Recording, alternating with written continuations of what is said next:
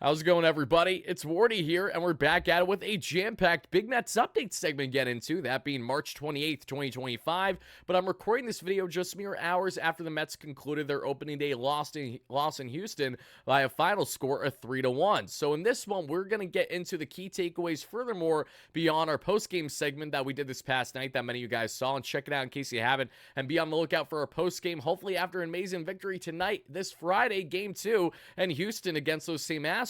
But we're going to talk more on Angel Acuña and how impressive it was towards the end of the game versus how it started. Not only are we going to hear from Carlos Mendoza speaking on Angel Acuña, but we're also going to play a clip from Jose Reyes, former Mets great infielder, speaking on the blunder that happened defensively for Acuna and how he was able to handle things from thereafter. We're also going to get into a bit more on Juan Soto and the greatness that is him, along with that a very unfortunate final at-bat against Josh Hader. How did he feel about it? How did Carlos Mendoza feel about his official Mets debut there in Houston, along with the pitching? Because Clay Holmes on his birthday didn't have the most stellar outing, a shaky outing to say the least, but there are still pros to take away from that we'll further highlight, along with a key standout in my opinion, and Oscar Brazoban. We got a deep dive, the greatness that was him, because while everything else wasn't looking too hot in Metsland, Oscar reigned supreme there through at least the first game out of the 162. And another reason why you probably clicked on this video is not just the key interviews and breakdowns that we're about to get into,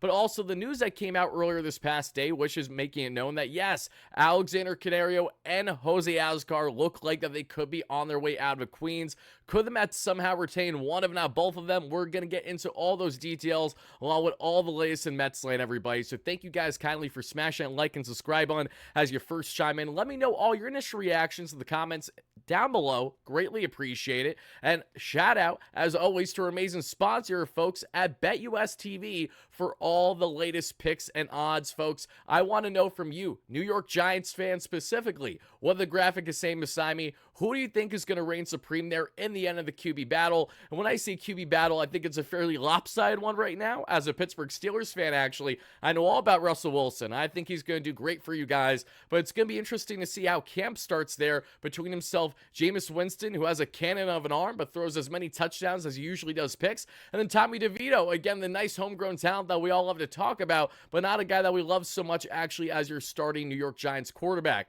So between the three, which one do you think is most likely to be the starter and the most consistent starter for the Giants throughout the year? I would love to hear it, everybody. And shout out once more to BetUS TV again for all the latest odds, lines, picks, you name it. Now, guys, let's get into this one. Let's break it down. One final plug that I do have to share, though, because it's important. Not only our amazing friends at SeatGeek that you can check out in the description down below to get 10% off your next order of tickets for Mets games or whatever you want to do. But, guys, as I've told you over the past couple days in our content, we have officially started the WardyNYM. No, the WardyMLB expansion. In case you guys haven't been filled in already, your guy Wardy is now making MLB-wide content as well here on YouTube. We'll be coming out with 2 to 3 videos a week on average of various MLB topics that will not infringe at all on WardyMLB, and NYM rather, but just give more of my actual takes on Major League Baseball as a whole beyond just the Mets. So I'm really looking forward to it. Another way that we're going to get our voice out there and talk about this great game of baseball and what I love and maybe what I don't love so much about it, as I detailed thoroughly in that first video that you guys can see almost has 1,000 views throughout the first day. So I appreciate that a lot.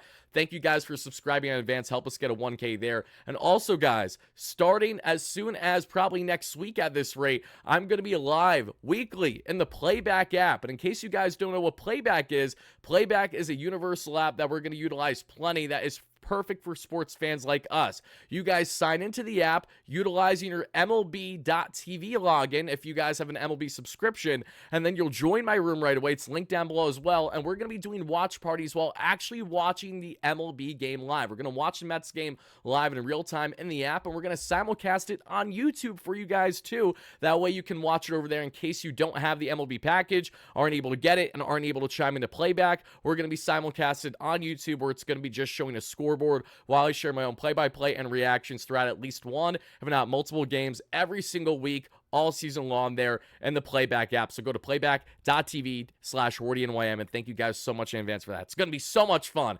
Can't wait to have watch parties back just like we did throughout the postseason this past year. But now, guys, let's get into this one, and let's start the discussion on some of the key takeaways from the Mets' 3-1 loss here over the Houston Astros, and we highlighted it plenty in our post-game show this past night, but something that we didn't do as much was to do a real deep dive, especially hear remarks from Carlos Mendoza and one others. So let's do exactly that when we take a look on the offensive end, because Luis Angel Acuña did not have a great start to the day overall. If we're talking not just offense, but defense too. As we know, he had that terribly botched throw in what should have been a routine double play turn, in which he absolutely sails to the left side of Alonso, and that allows an unearned run to score. Since that point, we saw Acuña have back-to-back great defensive plays. One was a huge double play turn that you guys are seeing right now as we speak. A huge turn, finally getting that throw there to first and getting that great scoop from Alonso.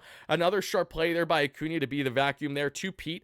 After having a talk with Mike Sarbaugh, he really locked in that we saw. And then you see the most important thing of all and why we're having this discussion. Luis Angel Acuña was unbelievably impressive in this at-bat. You know, I understand they didn't have a hit up to this point, but one, none of his at-bats looked too terrible in my opinion. And then the final one, to do that against Josh Hader, right? When, mind you, Josh Hader's already kind of being thrown the ropes early. Even though he's facing more of the bottom of the order in the lineup for the Mets in the ninth, we saw Starling Marte and Tyrone Taylor poke singles left, and that was tremendous. Great job by both of them. For Acuna to grind out that at-bat as good as he did, 12 pitches, and he doesn't bite. He says, no, I'm going to take my walk. What a great job by Luis Angel Acuña to do that against one of the better closers in all Major League Baseball, and Josh Hader, a fiery, a truly dominant closer. It didn't matter. He was a bit of wild thing, and Luis Angel Acuña took advantage of what was a tremendous at-bat on his end. And I would love to hear from you Mets fans in the comments down below. How impressed were you not only with that at-bat, but how Acuna grounded himself after that very unfortunate play? Because I understand some people are going to click on this video and say, what do you mean Acuna was impressive? The clarification is that he was impressive after the botched error. We all know it was a terrible throw, and he'll be the first to tell you that too, I'm sure. Doesn't change the fact that how he rebounded was all the more important. And, you know, someone in my comments on X, right as this play happened throughout the game, said, you know, all the more reason why we should have brought back Iglesias. And I said, funny enough, Iglesias, when he had his Mets debut for the Mets last year, had one, if not two errors in the game. I remember him looking really uncomfortable initially at the second base position or so when the Mets initially threw him there, and then Iglesias ran with it from that point on, and Mr. OMG, the entire 2024 Mets summer, that was history, and it was an electric one. Wishing him well with the Padres, as long as it's not against our Mets. But Luis Angel Acuña, I'm excited to see more of him, and we can expect to see him get more starting reps against left-handed starters. Framber Valdez was just absolutely in his bag. He was prime Valdez and went 7 shutty against the Mets. Only so much you can do when that happens, when a guy's really cooking for the home opener there for the Astros, and to ultimately help lead them to victory. But Luis Angel Acuña, a great step in the right direction for him. I'm looking forward to seeing more of him this regular season, whether this is just up until McNeil comes back from injury and he's automatically sent down, or if he plays well enough to actually have David Stearns and Carlos Mendoza with a really tough but great problem on their hands, because they have an abundance of players that are playing well and not enough room to actually fit them all on the same club. So hopefully that finds itself to become a reality. But let's talk more here on the Acuna front, everybody, and let's see what Carlos Mendoza had to say post-game.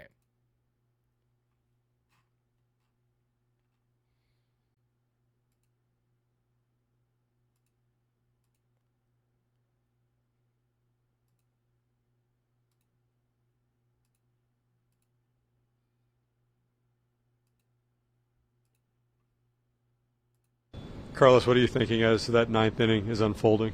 Yeah, I thought we had really good at-bats there. You know, Marte leads off with a single, then Tyrone puts together a really good at-bat, and then Acuña's at-bat was really good. You know, fall off a lot of pitches, ended up walking. You know, we got the bases loaded there, and just couldn't get the big one. But overall, I thought, especially against a pretty good closer on Hader, we had some really good at-bats. Carlos, what are you thinking as that ninth inning is unfolding? Given the fact that he had the error and was 0 for 3 before that at bat against Hader in that spot, what did he show you in that moment? Yeah, I mean, that's what you want to see, especially out of a young player. You know, that he's 0 for 3, makes an error, and then he's facing one of the best closers in the game. And for him to have an at bat like that says a lot. You know, that ability to move on to next play, next pitch, next at bat, next inning, and he showed us today that. Given Exactly. How he composed himself and how he handled things after the fact, after that defensive blunder, was all the more impressive to me for the young Luisangel Acuña. And whether this is just a small sample size I will get with him for the next couple weeks until McNeil returns or something beyond that, we'll find out. But for the time being, I'm really looking forward to seeing more of what he can do, along with Brett Baty, who I'd assume will be getting that start for the Mets as soon as this game too later on tonight. But we'll just have to wait until the lineups officially come out. Not sure if I'll have pregame coverage out there or just post game, but you guys will see later on today what I have notifications on for you guys for as to what I'll be posting out there. But now, guys, going from talking about Luisangel Acuña, let's get into one other offensive standout in this game, and that obviously is Juan Soto. Now, Juan, he looked fantastic, all things considered, but what I did definitely notice with Juan is at the absolute end, and what was a grind of an at-bat, you could tell he wanted that moment. You could tell that he really, really wanted to take Josh Hader deep there to cement the immediate impact that he was going to have on the Mets organization. I think that was his demise. Soto said himself, Josh Hader is a great pitcher. It's a really, really tough pitcher to hit. He bested me there essentially, and that's going to happen. But I could just tell from the plate approach that Soto had his first couple at-bats leading to that final one there in the ninth, after you got tremendous at-bats of multiple walks grinded out leading up to that point, it was very unfortunate to see, but at the same time gave us a taste of just how resilient this Mets team is going to be, like what we saw in both the 8th and the 9th inning. And now to have a guy coming off of an 8-WAR season added to this lineup, as amazing as Juan Soto is, yeah, I'm more than happy with that, even with how the game ended, all things considered. Been on different teams before where you've had your first game, but what was the general experience putting on the Mets uniform for the first time for real?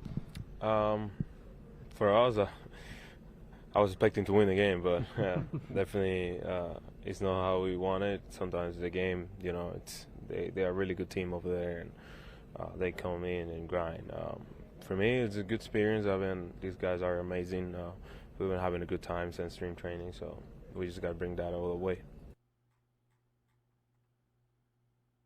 The whole game. Is there any element to that when you're up? Juan, as patient as you always are, and you were the whole game. Is there any element to that when you're up that you badly want to do something in that spot? We all want to do something in a big spot. We all trying to get the nog and try to bring the runs in and try to help the team either way. But for me, I don't mind taking a walk right there. I have Pete behind me, and he's really good power hitter, so I think we have a better chance right there. Lefty-righty matchup. He just got me in that situation. Now, we're going to pan back just for a second to the Acuna slide, because I have to go through this slide to then show you the slide that I'm now going to show you. And if you guys watch my post-game coverage, and you already know what this slide is going to be, but don't worry, it's not going to be for long. It's just because this is like quite literally the perfect B-roll to have, considering I'm still on the Juan Soto topic here. So let's continue here on the Juan Soto topic for a second. I think what's most important here when we talk about Juan as Mets debut is the reality that Juan Soto is a Met. Has that sunken in for you Mets fans at all? This is a genuine question. This is not me trying to be a smart aleck or anything like that. How many of you, and I would love to see this in the comments down below, can confidently say that Juan Soto, for certain, is a Met now? Or is this one of those things that still feels unbelievably surreal, and until you see him at Citi Field in that Mets uniform, maybe hitting his first tank in the first game at Citi against the Blue Jays, you kind of need to see it to believe it?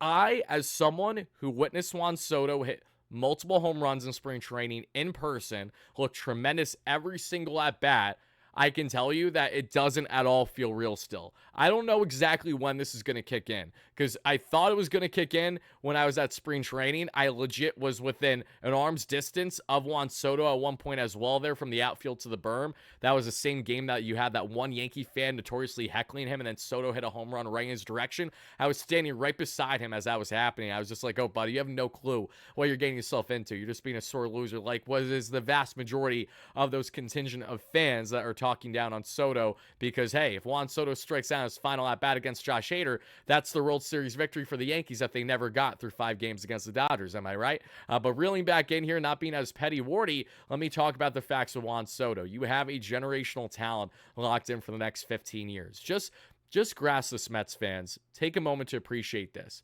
Juan Soto is going to have a 20-plus year career, and everything is trending in the direction that he will go in the Hall of Fame as a New York Met, and the lowest, shortest tenure that he will ever have with a team with that minimum 4 clubs will always be the New York Yankees. That alone is chef's kiss, and that's why we have to appreciate every second of this man, because Soto was far and away the most locked-in guy. You could tell right away this entire game. He really is in a class of his own. And now that we have him on our side, that he is a true dynamo, one of the best in the game today, I don't know, again, when that is going to fully kick in. Maybe it will once I'm actually in attendance at Citi Field, hopefully over the next couple weeks there. I'm eyeing that Marlins series as of now, after the Blue Jays series, after the home opener. So I'll let you guys know in advance. That way we can try to link up and hit some games together, Mets fans.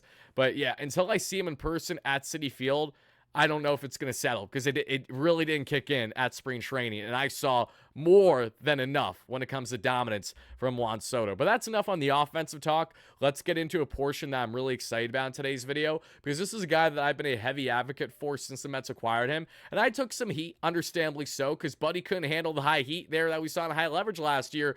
But now in the Mets pitching lab in a normal spring training ramp up, at the young age of 35 or so, who's only been in the league for 5 years, a late bloomer for sure, getting MLB recognition, guys, let's talk about Oscar Brazoban. And I apologize in advance. This is the only highlight clip I have. It's going to just rerun like that. So if you guys get nauseated or bothered by that, just look away, please. But I know a lot of people don't mind either. I've only had like 1 or 2 comments, people saying I don't like the loop. But I couldn't find any more Oscar Brazoban highlights, which is unfortunate, because our guy here went 2.1 shutty against Houston. He absolutely shut down the door. When we needed that final out there in the 5th inning, who was there? Oscar Brazoban. Who did we have shutting the door down in the 6th and the 7th inning?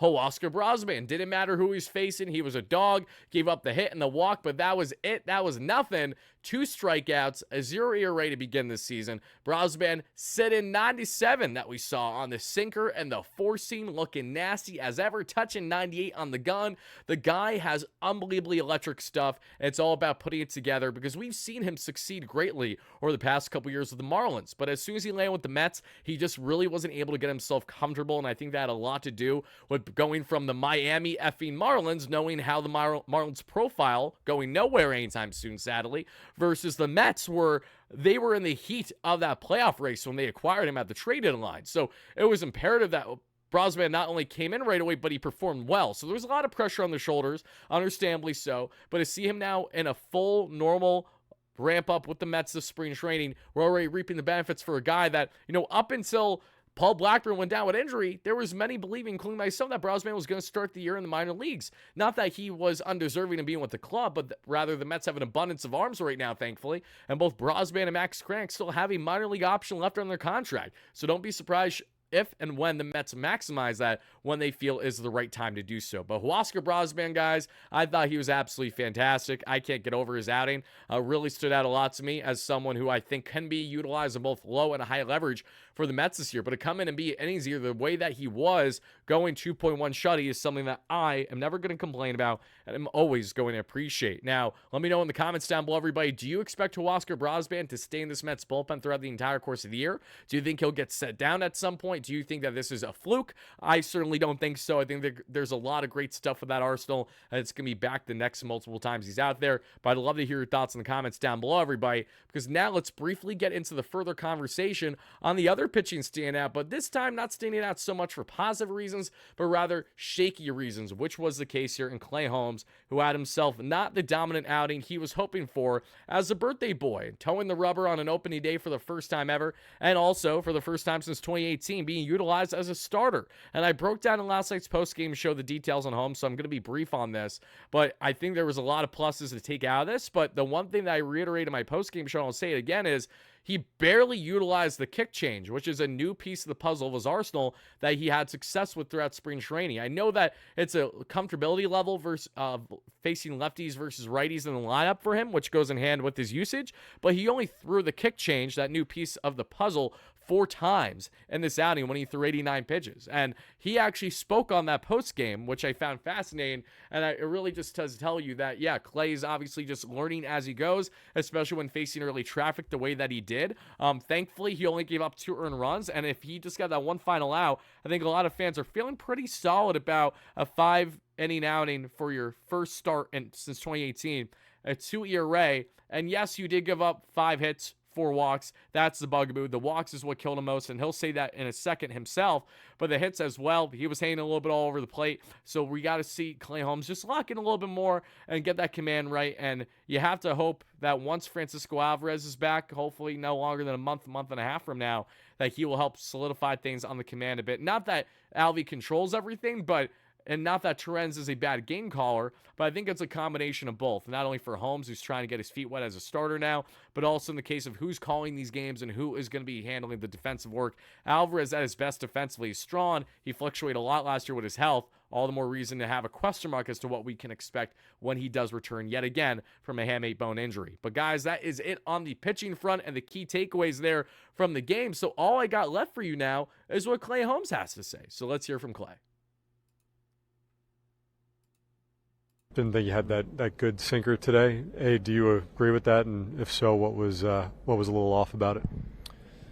Yeah, I mean, there's some good ones. You definitely left a couple up there that they were able to kind of shoot up the middle. I think the big thing were the walks. You know, I gave him 5 free passes with the walks and hit by pitch, and you know, my game's kind of been off a limiting slug and basically limiting, you know, free passes. And really just gave them those extra free passes today that gave them just enough base runners to kind of create some traffic there. You know, I think if those walks were limited, then, you know, we have a lot better chance to win that game.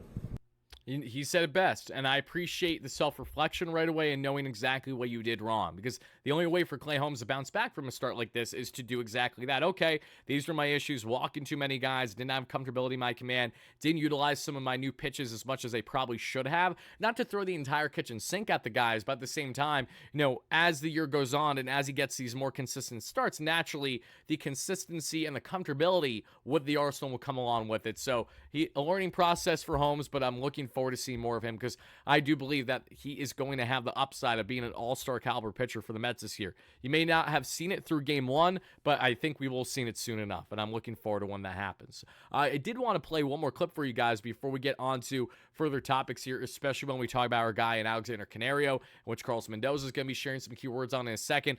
There was one clip that I meant to show regarding Luis Angel Acuña from earlier, so let's go ahead and do exactly that now.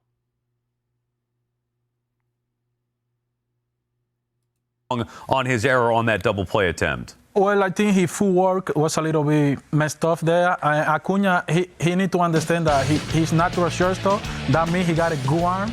He just need to catch the ball and make sure he make a good throw to first base because there, you know, it costs a 1 run there. So you don't want to see that through the season. But I know Acuña, he is going to be fine. After he watched that video, he's going to say, oh, man, what I do there, you know, was a little bit confused his footwork. If he understands what he do wrong, he's going to be just fine.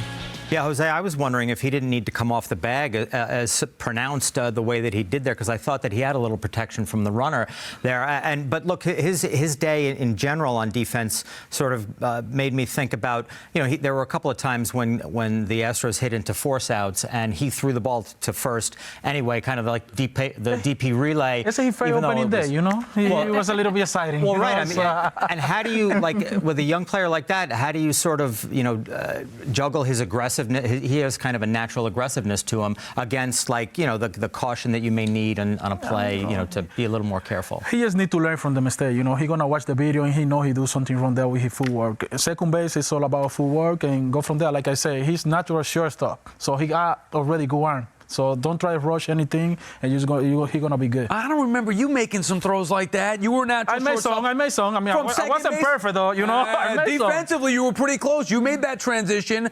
Yeah. You kind of took that with ease. Maybe it was because you were more established in the big leagues at that point. You felt more confident when you made that transition from short to second. Well, I make it transition 2004. You remember when they bring Kamasui? Right. So, I mean, I wasn't that comfortable there. I'm sorry to bring that there, I wasn't that comfortable in that time, Okay. But after the year happened, like, I think my last few years, I was playing more second base, it feel comfortable for me.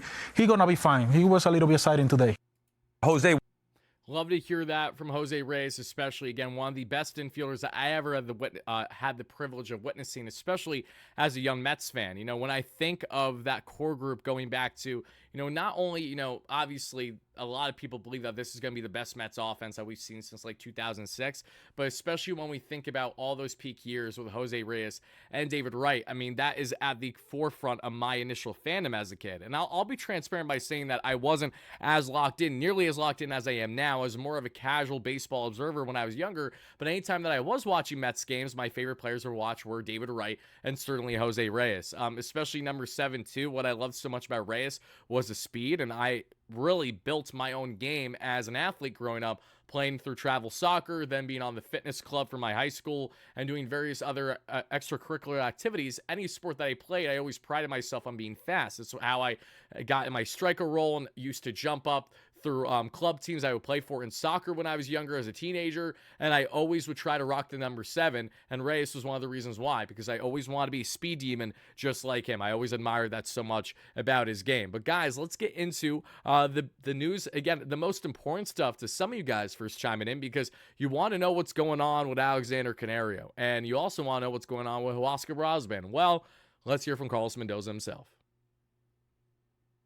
And it's not always an easy. Tough having DFA Canario given his skill set. Yeah, I mean, it's not always an easy decision when you have to DFA someone pretty much the day of opening day, because it took us all the way till today pretty much, and we were pretty honest with him yesterday. We told him about it, the whole situation. You got to give him credit because he had a really good camp, and he opened up a lot of eyes, not only here in the organization, with 29 other team. He's got tools. He's young, and but yeah, it wasn't an easy one. But we stay healthy. So. Yeah, we stay healthy. So obviously that's something Mendoza's happy about. The Mets acquire Canario in part because of Brandon Nimmo, Sterling Marte uncertainty heading into the season. But given the health status in certain part, that is why Alexander Canario and Jose Azocar have officially been DFA'd by the Mets. 2 outfield options that had tremendous spring trainings. Jose Azocar was great in the early goings of spring training. Canario got off to a bit of a slow start, but then absolutely tore the cover off the ball, including a grand slammy, a multi-home run game with 5 RBIs in one of his final ones. And now the big question is, what's going to happen with him? You guys can see here from Michael Mayer at Metsmerize. He does a great job. Make sure to check out his work and his X profile always. Shout out to you, Michael. Francisco Alvarez, Jeff McNeil, and Ronnie Mauricio have officially been placed on the 10-day IL that was announced this past day. Paul Blackburn, Sean Manaea, and Frankie Montas have been placed on the 15-day injured list. So obviously it's encouraging to see a guy in Alvarez on the 15-day IL, but at a 10-day IL, but at the same time, he's going to have to begin the ramp up. So he's still not coming back anytime soon. We know that. Same thing with McNeil and Mauricio. Jose Azocar and Alexander Canario officially DFA'd. Hayden Senker cracked the club, and he went quick 3 and down on 3 swings, or 3 pitches rather, by and Hader there in the 9th inning as he was coming in as a pinch hitter for Luis Torrens, and he was completely outmatched, but Sanger made the team because of his defense and his defense first, and it'll stay that way. But let's talk here just for a second on Alexander Canario and Jose Azocar before we get out of here, because Azocar, that's expected. I wish him well if any team picks him up. I think there is a stronger chance of Azocar clearing waivers for the Mets than Canario. And the reason why they're DFA now is there's around a 5-day window or so that the Mets can go and try to seek a trade for Canario and or Azocar, just like what the Cubs did with the Mets for $100,000. Like what they did with Luis Torrens last year for Alvarez's injury, in similarity to what they did with Canario throughout spring training, because he was boxed out by the Cubs. Not that he was playing bad, but they just didn't have roster room for him. And here we go again. The Mets have an abundance of outfielders, and now we don't have roster room for Canario. And this feels like one that's going to bite us in the you-know-what. Canario has all the makings of being a talented outfield option for the Mets. A guy that, when you look at center field, if he's able to handle center field at all, that could be a route that blossoms for him if, say, the bat is underwhelming from one, if not both of Tyrone Taylor and Jose Siri. Not that I wish it for them, but I'm just saying there's routes where Canario can make sense to be a part of this team this year. Now, here's the thing.